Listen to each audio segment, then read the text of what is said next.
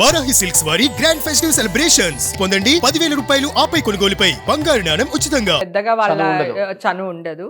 కాకపోతే చిరంజీవి గారి ఇంట్లో ఎక్కువ ఫంక్షన్స్ జరిగాయి, పార్టీస్. ఏ పార్టీ స్టార్ట్ చేసింది ఆయన చెన్నైలో. ఆయన వాళ్ళ ఇంట్లో సురేఖ గారు కూడా అంత బాగా చూసుకున్న వాళ్ళు, ఈ హీరోయిన్స్ ని అందరినీ కూడా చిరంజీవి గారి ఇంట్లోనే స్టార్ట్ అయిందని వినేదాన్ని. ఇంకా హైదరాబాద్ వచ్చిన తర్వాత అడపా తడప నేను వెళ్ళడం మొదలు పెట్టాను అనమాట. అప్పుడప్పుడు వెళ్ళడం, ఎనీ ఫంక్షన్స్ ఏది ఉన్నా కూడా పిలిచేవాళ్ళు వెళ్ళడం, అట్లా జరిగినాయి. సో ఫస్ట్ నాగార్జున గారిని అక్కడ చూసా, ఓకే, అక్కడ మాట్లాడా. అప్పుడు నాకు ల్యాండ్ లైన్ నెంబర్ ఇచ్చారు ఆయన, అన్నపూర్ణ స్టూడియోది. అది మనకి తెలియదు. నాగార్జున నాకు నెంబర్ ఇస్తారు అని ఫ్రెండ్స్ అందరితో వచ్చి టక టక్ అని కొట్టేసేవాళ్ళు. అక్కడ ఎవడో ఎత్తేవాడు, మనకి తెలియదు. అమ్మ కొన్ని రోజులు అలా జరిగింది. నాకు అసలు నా డ్రీమ్ చిరంజీవి గారితో నాగార్జున గారితో నేను ఇంత క్లోజ్గా ఉంటాను నా జీవితంలో అనుకోలేదు. వాళ్ళిద్దరు నాకు రెండు కళ్ళు. బిగ్ బాస్ లో కూడా వాళ్ళిద్దరూ వచ్చి అలా నుంచుంటే పక్క పక్కన ఎవరిని చూడాలి అనేది తెలియలేదు నాకు అసలు. కానీ లైఫ్లో అన్ని సాధించారు. ఆల్మోస్ట్ ఏమి లేని అమ్మాయి ఈరోజు ఇంత అచీవ్మెంట్ చేయటం చాలా గ్రేట్. అది ఇంకా మిగిలింది మాత్రం పాప పెళ్ళి. ఒక స్టార్ హీరో ఇంటికి కోడలుగా వెళ్తుందేమో స్టార్ డైరెక్టర్ హీరో ఏదో సమయంలో బయట డిస్కషన్ జరుగుతుంది. అయిపోయి అలాంటి ఏం లేదు. ఇంకా ఈషా ఇండస్ట్రీలో ఇద్దామన్నా లేకపోతే బయట అలా ఏం లేదు. ఇంకా ఏం అనుకోలేదు. 23 ఏనన్నా. మన కాలంలో 19కి 20కి పెళ్లి చేసుకునేది. ఇప్పుడు ఎక్కడ పెళ్లిళ్ళు జరుగుతున్నాయి. కొంచెం 26 అలా వచ్చినప్పుడు అప్పుడు చూడడం మొదలు పెడతా. ఇప్పుడు అసలు ఏం అనుకోవట్లేదు. నాకు అసలు ఇండస్ట్రీ అని బయట అని ఏం లేదు. కానీ ఇంకా అసలు పెళ్లి థాట్స్ అయితే ఏమి లేవు. ప్రస్తుతానికి జాబ్ చేస్తుంది. ఓకే, తనకి బిజినెస్ చేయాలని ఉంది, కానీ నేను జాబ్ చేపిస్తున్నాను. ఎందుకంటే తనకి తెలియాలి ఎక్స్పీరియన్స్, ఒక బాస్ ఎలా తిడతాడు, పని చేపించుకుంటాడు, ఈ అమ్మాయి ఎలా పని చేయాలి, ఈ అమ్మాయి కింద ఉన్న వాళ్ళతో పని ఎలా చేపించుకోవాలి, అసలు బిజినెస్ అంటే ఏంటి, ఎంతమందితో మాట్లాడుతున్నాం, ఏ మీటింగ్ లో ఏం జరుగుతుంది, ప్లస్ మైనస్.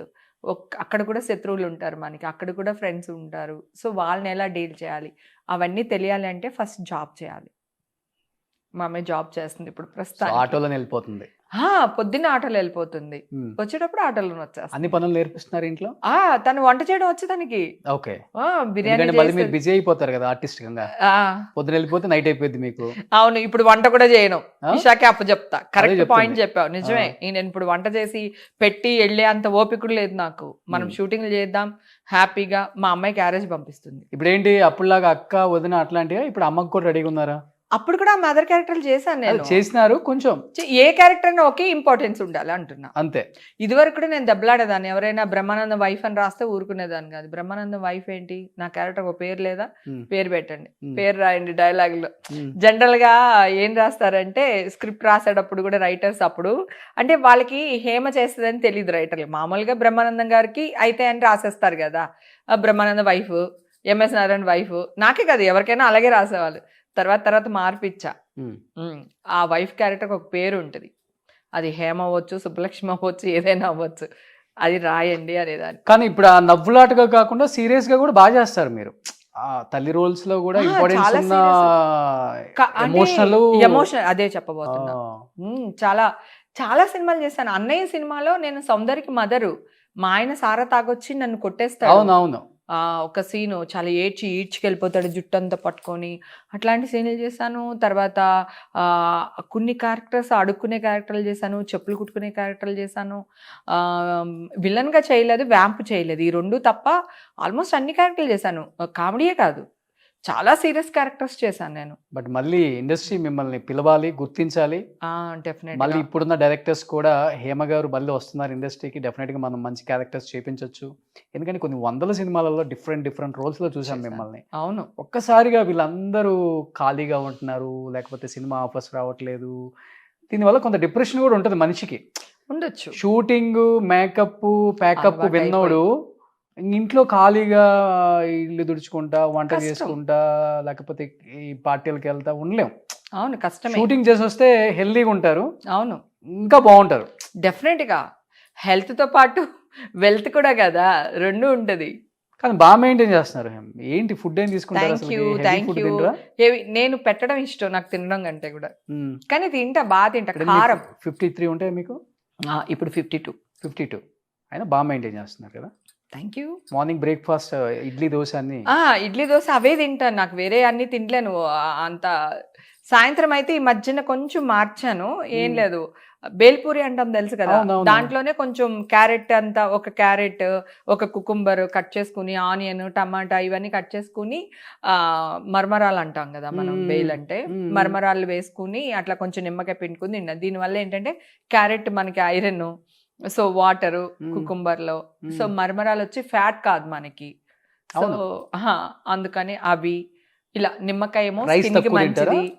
అంటే evening time night dinner skip చేసి ఇట్లాంటి ఏదో ఒకటి మేనేజ్ చేస్తున్నాను. ఓకే.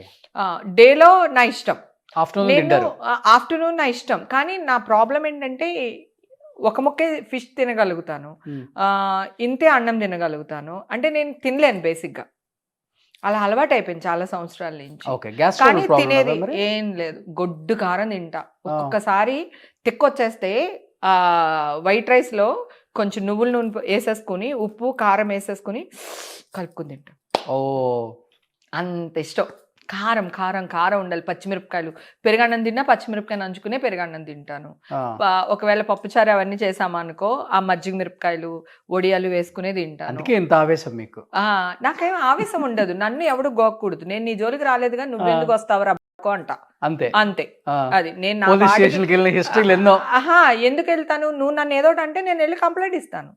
నిన్ను ఇప్పుడు అవతల నన్ను డాష్ అంటే నేను అనలేను, సో నాకు న్యాయం కావాలి, న్యాయానికి వెళ్తా. నువ్వు నా జోలికి రాక నేను నీ జోలికి రా. బయట చూసే వాళ్ళకేమో వేరేలాగా కనపడుతుంది, ఆర్టిస్ట్ కావటానా. కాదు కదా, ఆర్టిస్ట్ కాదు. ప్రాబ్లం ఎక్కడ వచ్చిందంటే చూసే విధానంలో ఉంటుంది. అదే నేను చెప్తున్నా, అదే కదా. చూసే విధానం వాడు కనిపించడు, వాడు కనిపించాడు. ఏం కనిపిస్తుంది?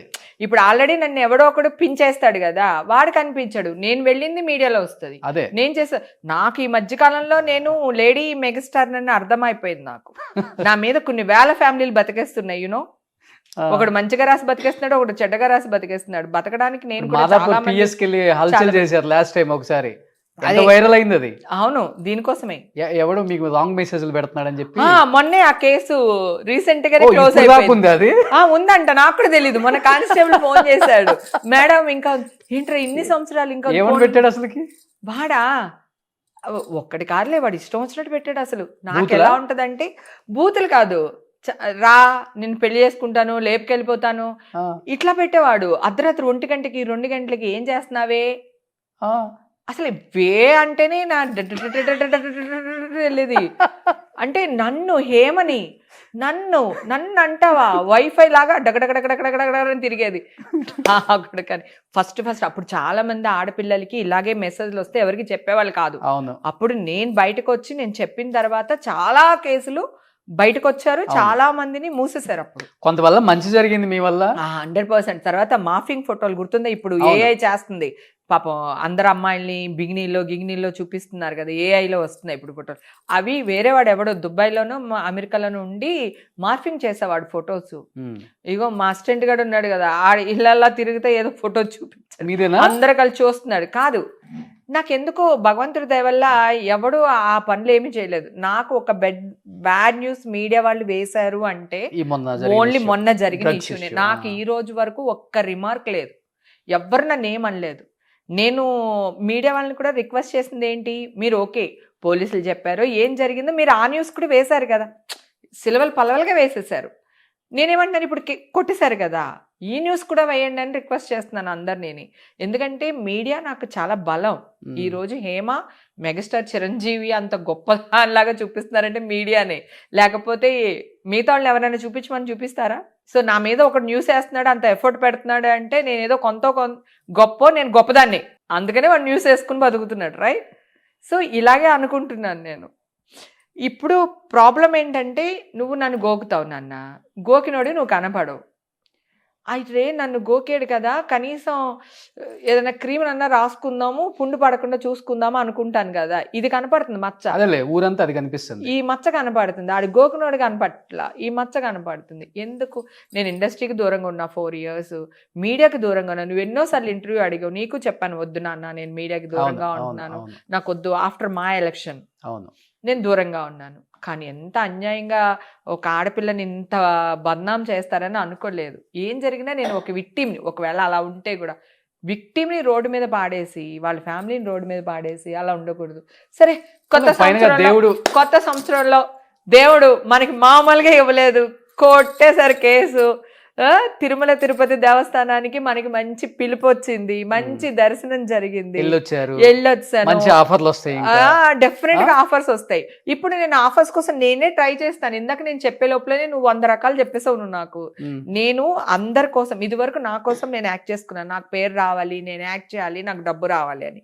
ఇప్పుడు నేను యాక్ట్ చేయాలనుకున్నది నన్ను ఇష్టపడే జనాల కోసం. నేను ఫ్యాన్స్ అని చెప్పలేను, నేను వాళ్ళ ఇంట్లో ఒక అమ్మాయిని, వాళ్ళకి అక్కని, చెల్లిని, కూతుర్ని, మనవరాల్ని. సో వాళ్ళందరూ నన్ను కోరుకుంటున్నారు నువ్వు యాక్ట్ చేయాలి, నువ్వు యాక్ట్ చేయాలి అనేసి. ఆ పాజిటివ్ వాయిస్ వింటున్నాను కదా, నేను ఇప్పుడు వాళ్ళ కోసం చేయాలనుకుంటున్నాను. సో 100% యా, డెఫినెట్ గా. ఇప్పుడు నువ్వు అన్నట్టు నేను త్రివిక్రమ్ గారితో కానీ, మన సుకుమార్ గారితో కానీ అందరికీ ఫోన్లు చేసి నేనే మాట్లాడతాను. అందరితో నేను ఆల్మోస్ట్ మాట్లాడుతూనే ఉంటాను, కానీ ఎప్పుడు క్యారెక్టర్స్ అడగలేదు అని ఇప్పుడు అడుగుతా. సూపర్. నాకేం పర్లేదు, నాకు అసలు బతకడం చేతక లేదు అన్నప్పుడు గుడిమెట్ల దగ్గర అడుక్కుని కూడా తినేస్తాను నేను. నాకు అస్సలు ఏం లేదు, ఉండాలని లేదు. ఏం వరేవద్దు, 2026 మంచి సినిమాలు చేయాలి. కొత్త సంవత్సరం మీకు నిజంగా కొత్తగానే ఉండాలి. ఇంకా కొత్త కొత్త డైరెక్టర్స్ వచ్చారు, కొత్త కొత్త హీరోస్ వచ్చారు, అందరికి మీరు ఇష్టమై ఉంటారు డెఫినెట్ గా. ఆ హీరోకి అమ్మో, అవును, ఆ హీరోయిన్ కి బోల్డ్ క్యారెక్టర్స్ ఉంటాయి. అందులో మీరు చేస్తున్నారంటే వాళ్ళు డెఫినెట్ గా పిలుస్తారు. సో 2026లో కనీసం ఒక డజన్ సినిమాలతో మళ్ళీ మిమ్మల్ని చూడాలని మనస్ఫూర్తిగా కోరుకుంటున్నాను. ఈ సంక్రాంతి వన్స్ అగైన్ సంక్రాంతి శుభాకాంక్షలు మీకు, మీ కుటుంబ సభ్యులకి అండ్ అందరూ తెలుగు ప్రేక్షకులు అందరికి కూడా.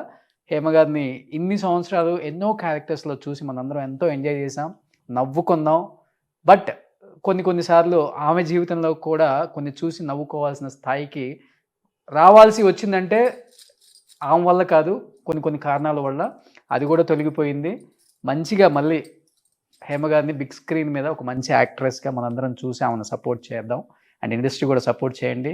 మంచి మంచి డైరెక్టర్స్ వచ్చారు, టాలెంటెడ్ డైరెక్టర్స్, అండ్ మంచి మంచి హీరోస్ వచ్చారు. చిన్నప్పుడు మనందరం ఆమె సినిమాలు చూసి పెరిగిన వాళ్ళమే.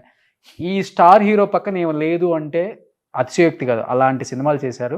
అలాంటి హేమ గారిని ఎంకరేజ్ చేసే బాధ్యత మళ్ళీ మన ఇండస్ట్రీది, మన డైరెక్టర్స్ది, మన హీరోస్ది. అందరికీ సంక్రాంతి శుభాకాంక్షలు అండి. హ్యాపీగా సంక్రాంతి చేసుకోండి, ఎంజాయ్ చేయండి. అంటే 2 తెలుగు రాష్ట్రాలకు కూడా ఇది ఒక మంచి ఫెస్టివల్. మన అనేవాళ్ళని అందరినీ కలుస్తూ ఉంటాము. సో ఈ సంవత్సరం నేను ఆంధ్రాకి రాలేకపోతున్నాను మదర్ ఇలా అవడం వల్ల. కానీ మీ అందరి తరపున నేను కూడా ఇక్కడ హైదరాబాద్లో మంచిగా సంక్రాంతి చేసుకుంటాను. ప్రతి ఒక్కళ్ళు నన్ను గుర్తు చేసుకోండి. మా హేమక్క బాగుండాలి, ఈ సంవత్సరం అంతా మా హేమక్కదే అని చెప్పి బ్లెస్ చేయండి please. Thank you so much. Sankranti శుభాకాంక్షలు వన్స్ అగైన్. సుమన్ టీవీలో మీ పర్సనల్ అండ్ బిజినెస్ ప్రమోషన్స్ కోసం కింది నెంబర్కి కాంటాక్ట్ చేయండి.